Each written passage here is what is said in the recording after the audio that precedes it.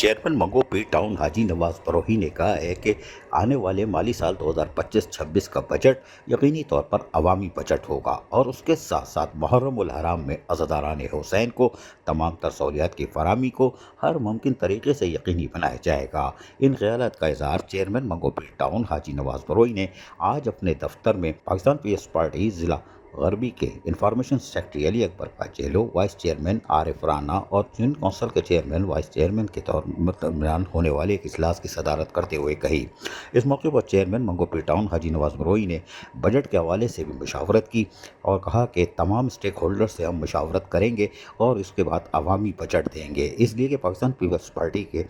Chairman Bilawal Bhutto सरदारी के vision के मुताबिक लोगों की खिदमत करना है, गैर तरक्याती अखराजात में खातिर-खा कमी करनी है और करेंगे, जबकि अवामी खिदमत का बेड़ा जो उठाया पूरा करेंगे। इस मौके पर चेयरमैन मंगो पी टाउन हाजी नवाज बरोही ने आने वाली मुतवक्को बारिश और उसके साथ साथ मुहर्रम उल हराम में अज़ादारान हुसैन को तमाम तर बल्दियाती सहूलतों की फराहमी पर भी खुलकर मुशावरत की और यकीनी तौर पर तमाम स्टेक होल्डर को एतमाद में भी ले रहे हैं ताकि वक्त आने पर यकीनी तौर पर चेयरमैन मंगो पी टाउन हाजी नवाज बरोही, वाइस चेयरमैन आरिफ राना, उनकी कौंसिल के मेंबरान और खुसूसन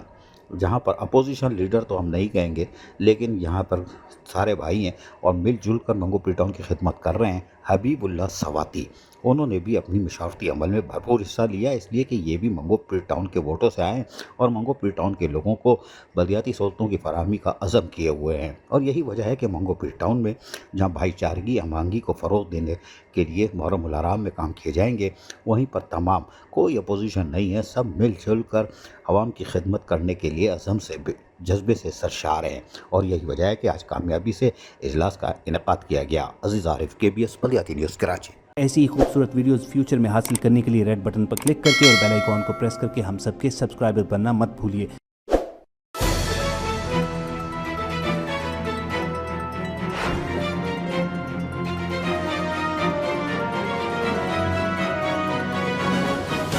KBS बल्दियाती न्यूज़।